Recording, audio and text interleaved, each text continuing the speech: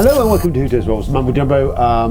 This July I've filmed bits of videos already. I'm going to be connecting them together in an editing extravaganza. I'm hoping that I've got the two camera setup sorted out. I did a video, I'm poking my eyes, gouge my eyes out. I did a video the other day which I'm going to take segments off and chuck into this video because I wasn't sure the two camera thing was working. So there's lots of, it's very confusing, very involved. Sound like a good idea at the time, a fucking disaster. And I'm hoping that's in focus as well, because if that isn't in focus and that's not, then it's a fucking catastrophe. Anyway, played games. Let's do that.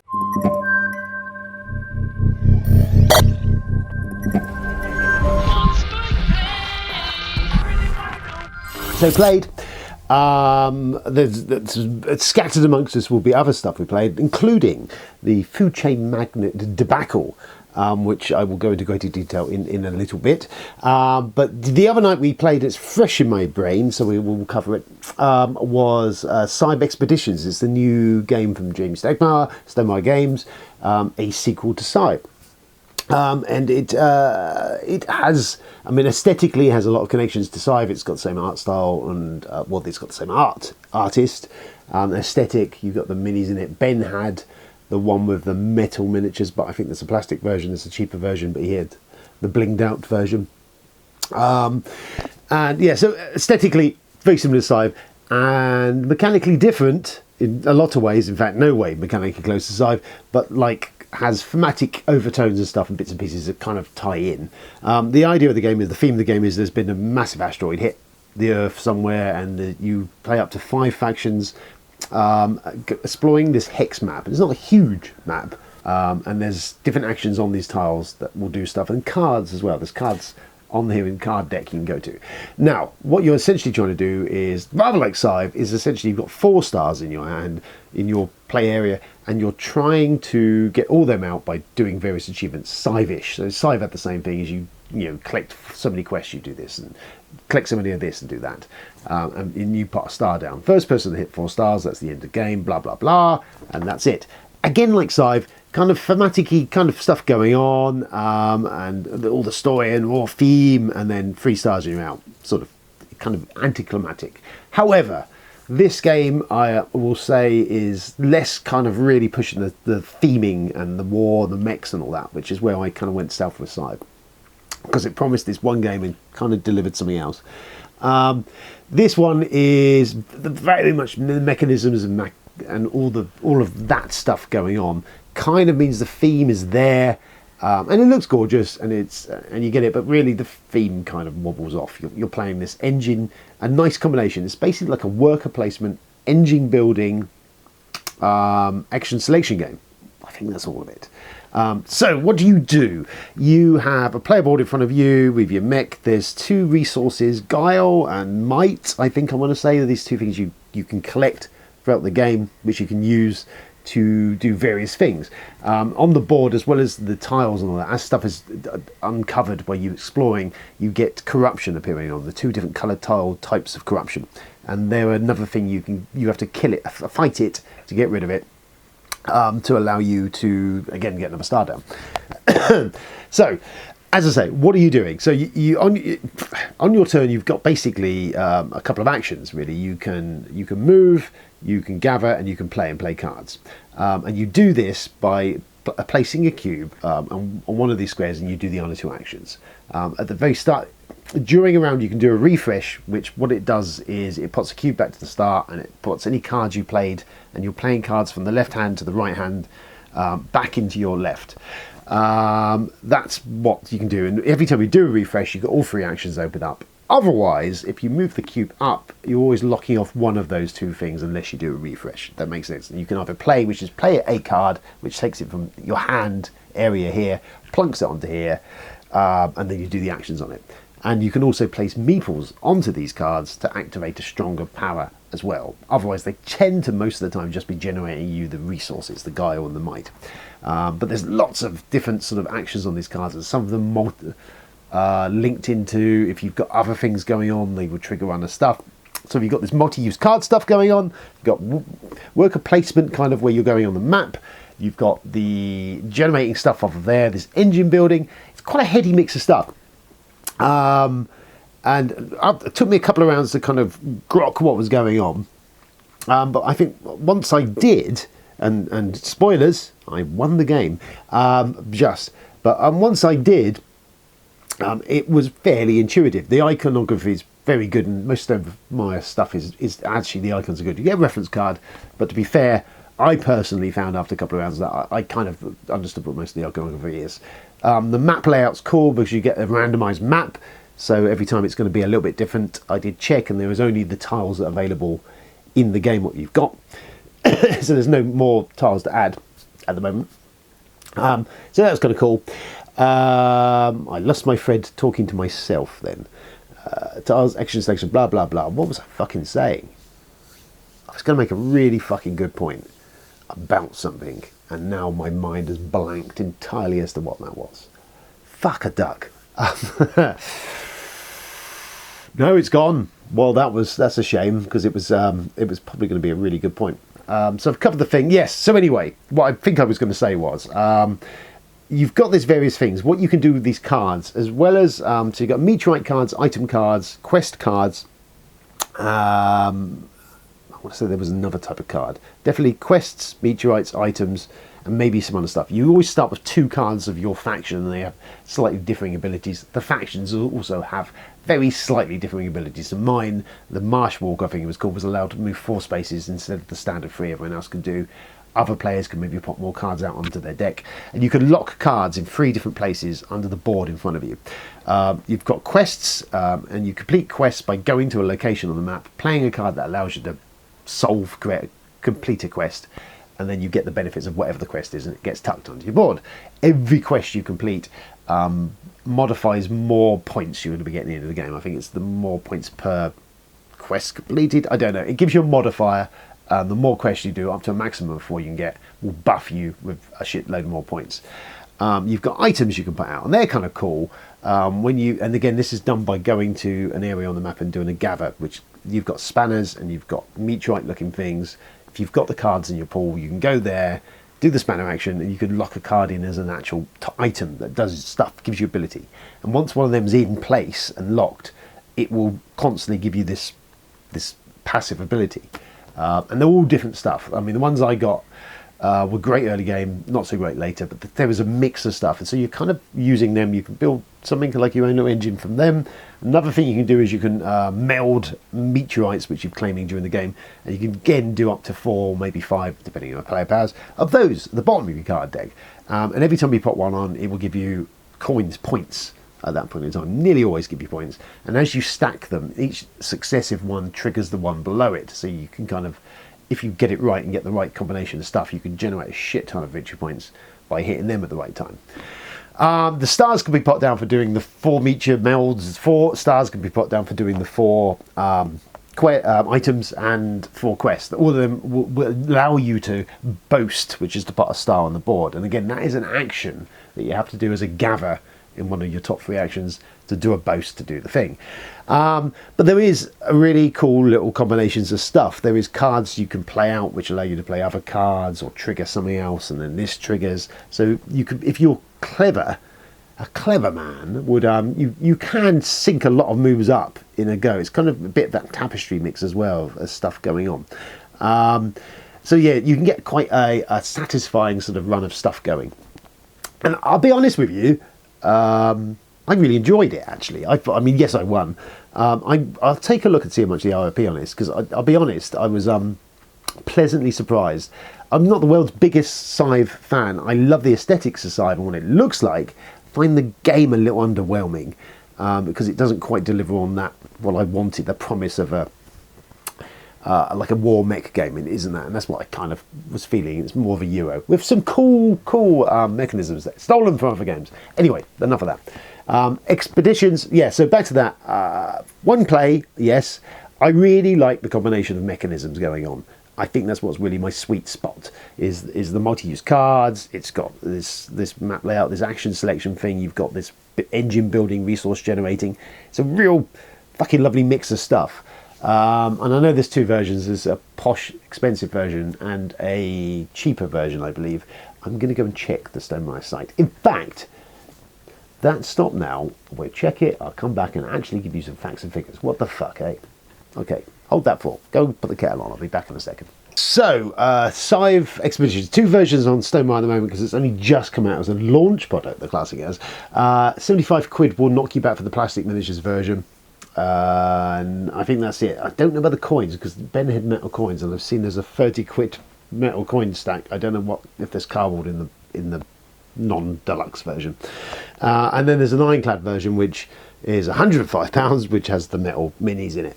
Having seen the metal minis, they're kind of cool. They're all right. They're cool. They come with rubber bases. The plastic ones were plastic bases, colour change bases. I'd be personally honest with you. Other than the aesthetic of having a big chunk of metal on the board, which looks kind of cool, yeah, you don't really need it. So I would personally veer towards the plastic version. It's fine because the gameplay is unchanged by that. £75 still seems a little steep for me, to be honest with you.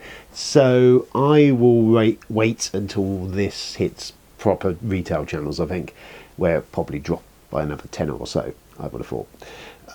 50 quid would be the sweet spot for me personally with this one. I mean, what a time we live in.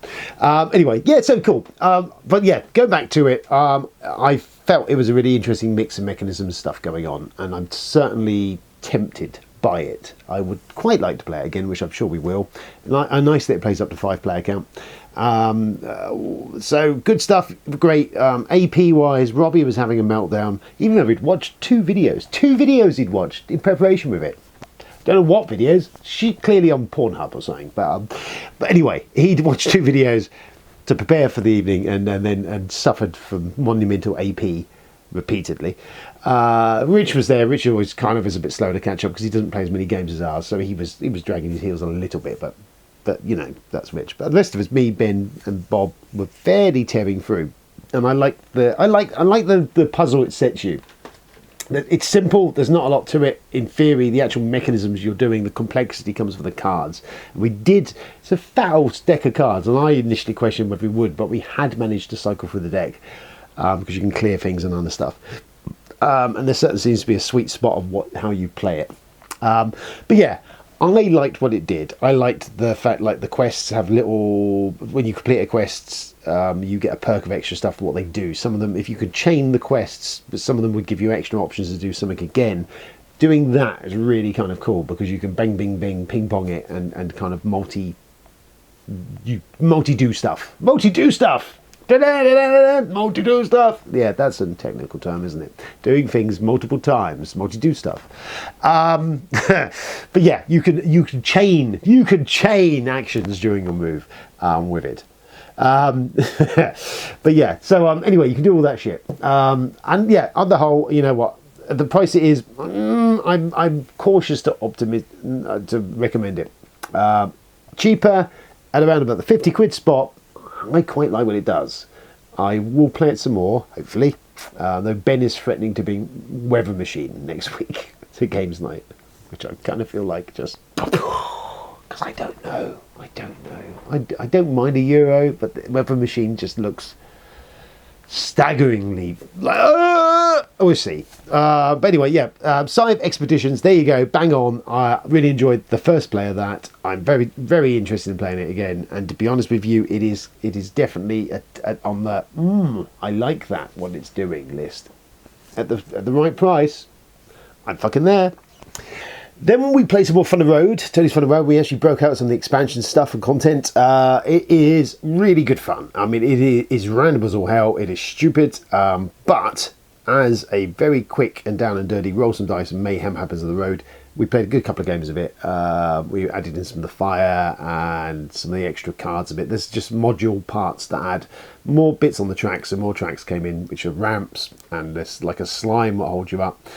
We played the asynchronous powers, so we all had different characters, which again was a minor, once you know the game, and it is very straightforward, and I covered it last time, you can throw all this stuff in with relatively little farting around. I haven't played with the big rig yet, and we haven't played with the toe cutter gang bikers, but yeah, really good. It's one that I'm a little bit regretting not owning. However, I don't know when we'd get it played up on the Sundays because Ben really wasn't a fan of it, so he made it kind of abundantly clear he wasn't enjoying it when we played it, which will roll into something we're going to get to next. So Friday last, we sat down and we played a food chain magnum game. Now this is probably my fourth play of it. All the really previous ones I played a 2-player game with Ben just to get a feel for it, and I've played a couple of 4 to 5 player games, and I kind of started to kind of get the feel for how it works. So this was, I felt it was maybe time to dive in quite away. Ben's played it a few more times. He's played at Cabicon. His Cabicon thing, he goes to convention, so he's played it more. So he has the experience of it. He knows what he's doing with it. It is a merciless game that it can become very abundant where you are way behind the 8 ball on this game. It is something that you how it works, and it has perks. Essentially, when you achieve certain points of the game, you have these perks that are unlocked, but only for the point in time when anyone does it. So once one's unlocked, if you unlock it at the same time, you'll get it. And these could be discounts to your food. And if I haven't covered it, Food Chain Magnet, the idea of the game is a splotter game.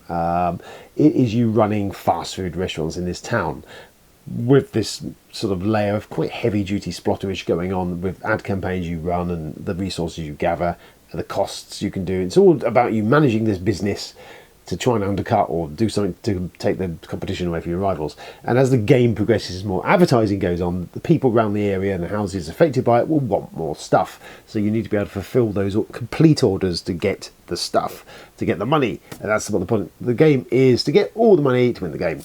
Anyway, so I've covered all that. We've played it a few times. There is kind of quite an obvious strategy route. If you get these perks, these milestones, they can either affect your pricing. You get buffs for everything you sell, maybe of burgers. If you're the first burger produced, or if you're the first pizza produced, it's a buff to how much cash you get for that.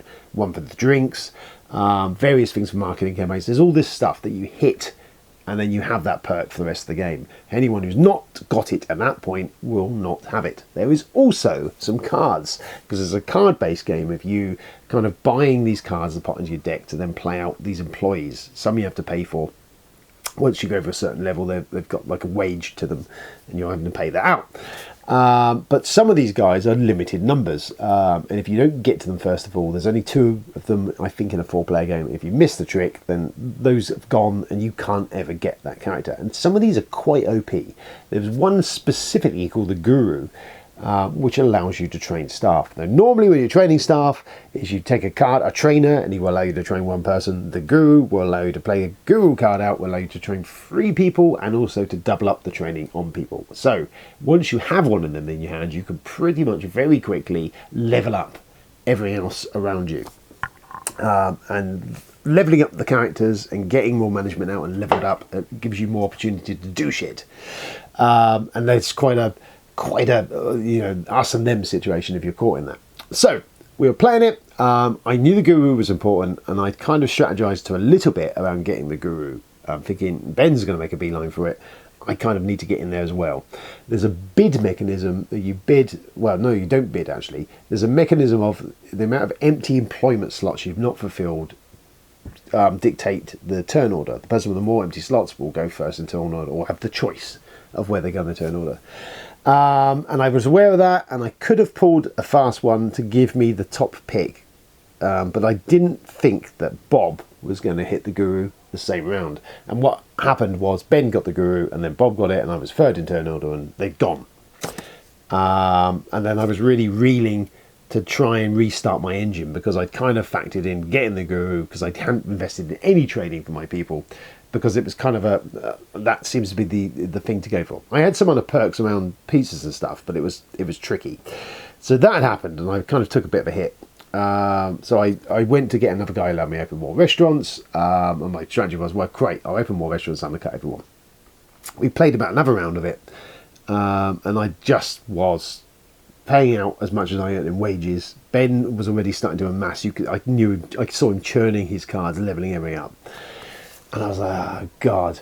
And I did the math of the game. I surveyed the game, saw what Ben was at, saw what I was at, saw how the lay of the land, what ads were down, so the amount of resources are going to be required, or stuff people wanted next round, of which I was never going to be able to fulfill in the slightest.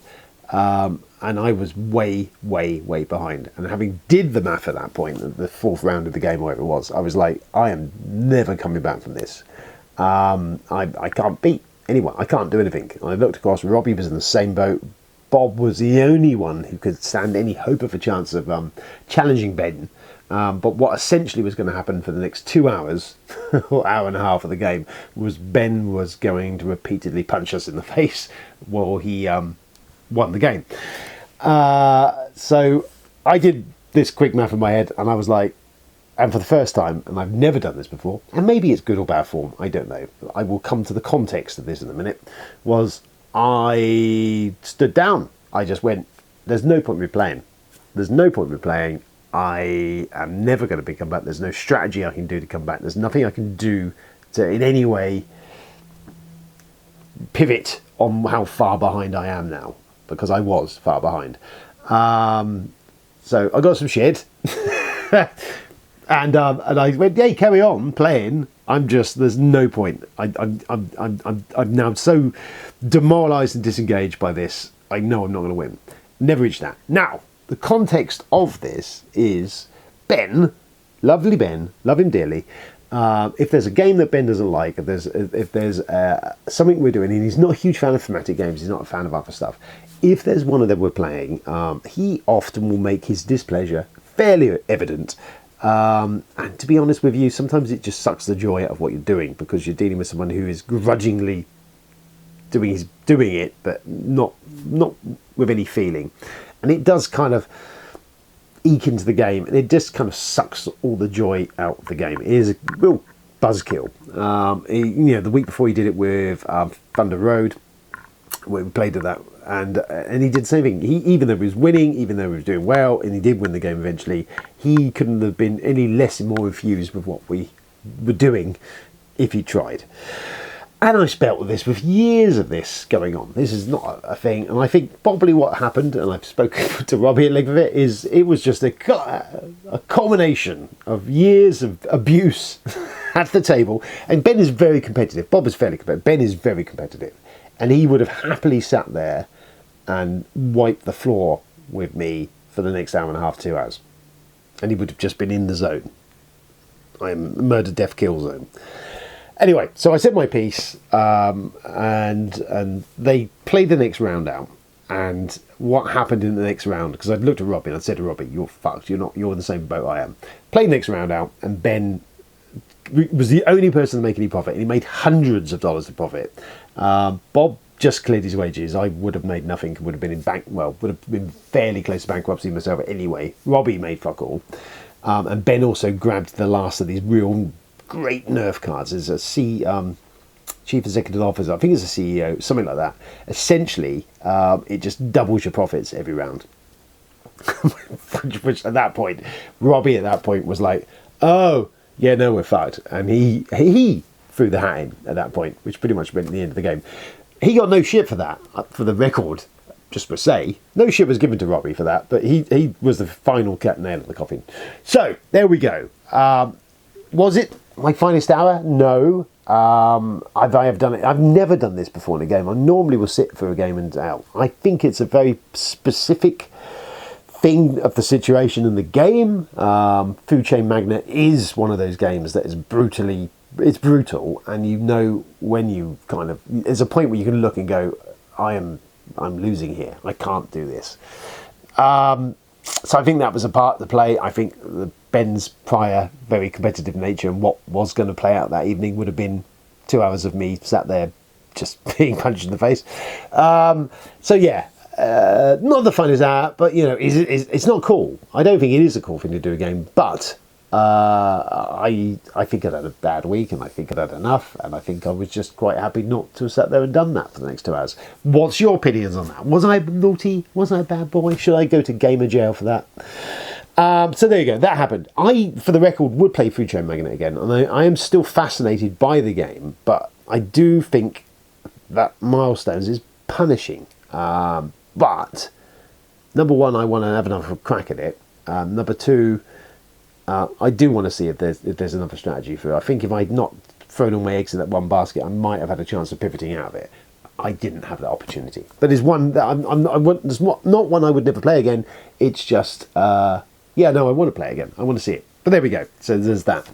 Other than that, we played some Carson City the other day. Just got it back out because Ben wanted to see it because he was on about back in the Kickstarter. I still had Tony's copy. We played that. Amusingly, Bob did appallingly and was getting punched in the face, but for a shorter period of time. And I did offer him the opportunity if he wanted to decline from the play. And I think the last round of it, he actually just went, yeah, you know what, I'm not bothering. So yeah, that happened. And that's it. I think that's it. We played a little bit more of, I want to say The Last of Us. It's not The Last of Us, but whatever that's called, the monkey game. I do like it still.